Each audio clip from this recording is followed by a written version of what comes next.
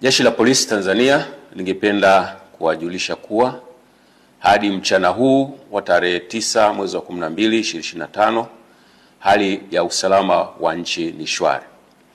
Vyombo vya ulinzi na usalama vinaendelea kuimarisha usalama nchini sambamba na kulinda maisha ya watu na mali zao. Aidha, Jeshi la Polisi lingependa kutoa wito kwa wananchi kuendelea kuzipuuza picha mjongeo na picha mnato zinazoendelea kusambazwa kwenye mitandao ya kijamii zikionyesha kwamba kuna maandamano yameanza maeneo mbalimbali. Taarifa hizo sio sahihi.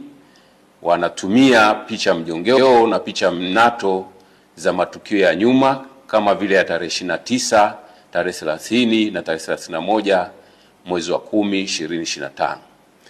Sambamba na hilo, wenye nia ovu wanaendelea kutumia picha mjongeo za matukio ya nyuma. Kwa mfano, kuna tukio la Juni 2025 ambalo kabila la Wamasai walikuwa wanafanya sherehe zao za jando katika msitu wa Tanapa, lakini imesambazwa kwenye mitandao ya kijamii ikionyesha kwamba Wamasai wameanza kudai haki zao huko jijini Arusha.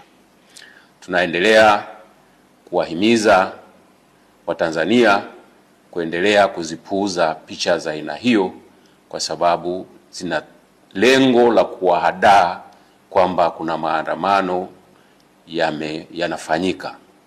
Ikumbukwe kwamba maandamano hayo ambayo yalikuwa yanapewa jina la maandamano ya amani yasiyo na kikomo yalipigwa marufuku toka tarehe 5 mwezi wa 12 2025 kwa sababu hayajakidhi matakwa ya kisheria ikiwepo sheria mama, yani Katiba ya Jamhuri ya Muungano wa Tanzania ya mwaka 1977 na sheria ya polisi na polisi wasaidizi sura 322.